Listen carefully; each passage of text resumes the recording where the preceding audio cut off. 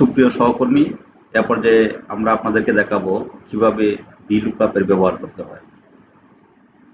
আমরা একটি Excel file open করলাম। ফাইলের শীট 1 এ এই ডাটাগুলো রয়েছে, আবার শীট 2 তে রয়েছে এই ডাটা সমূহ।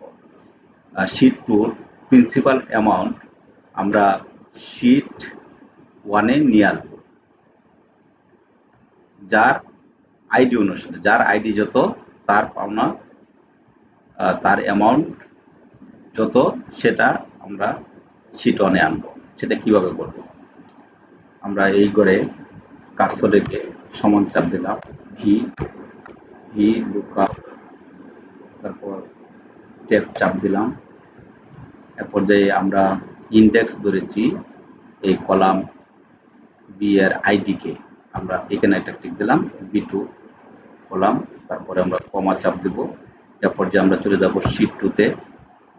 শীট 2 তে গিয়ে আমরা সবগুলোকে কপি করলাম,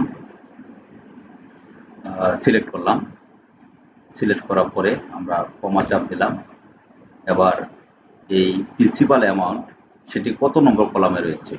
1, 2, 3, 3 নম্বর কলাম।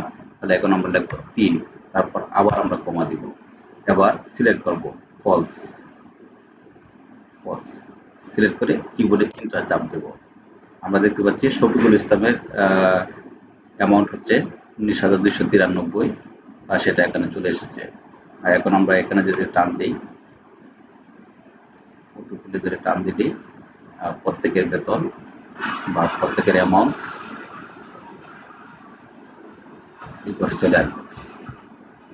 চেক দিই, আমরা চেক দিয়ে দেখতে পেলাম শফিকুল ইসলাম 19,293, তার হচ্ছে 00012, শীট 2 তে যাই, 00012 19,293 তার বেতন।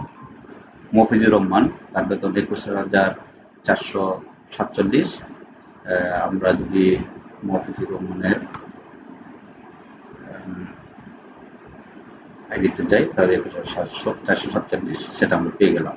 এভাবে VLOOKUP এর মাধ্যমে আপনি আপনার কাজকে অনেক সহজ করতে পারেন। ধন্যবাদ সবাইকে।